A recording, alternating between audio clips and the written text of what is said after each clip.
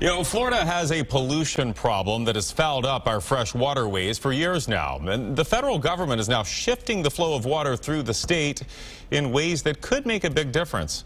Fox 13's Craig Patrick takes a closer look at the crisis and how they're trying to solve it.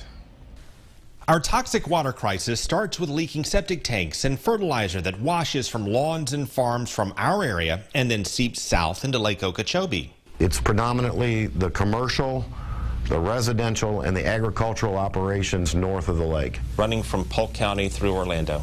All the way down through Orlando into the lake. It feeds massive blooms of cyanobacteria that infest Lake O and emit cyanotoxins, some of the most potent natural poisons on Earth. It takes many forms, from clumps of brown gunk that people often confuse for dying seagrass, to more serious forms that make the water look like green paint or this bluish-purple. That type releases a toxin called Microcystin that scientists have tied to liver damage in people, and a toxin called BMAA that have correlated to neuro-degenerative disease. The BMAA causes the proteins in your brain neurons to get all tangled up, and that you see the slow accumulation of tangled up proteins in your neurons until they get completely clogged and then the neurons die. And by polluting the lake, we've turned it into a toxic factory that pumps the poison back towards us. Because the Army Corps of Engineers pumps that toxic water east toward West Palm Beach and west toward Fort Myers, where it also seeps north toward the Tampa Bay area. We can't just be spewing this into these coastal communities. It creates huge problems.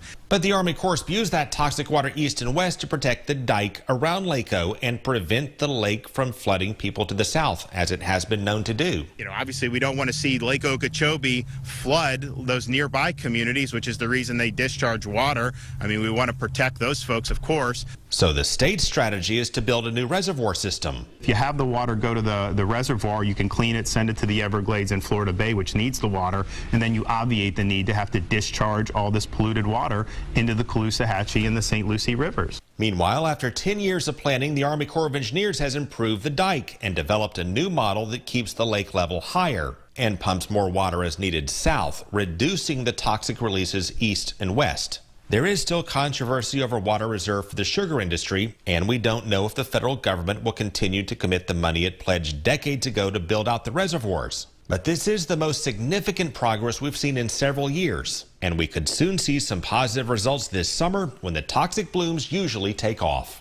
Craig Patrick, Fox 13 News.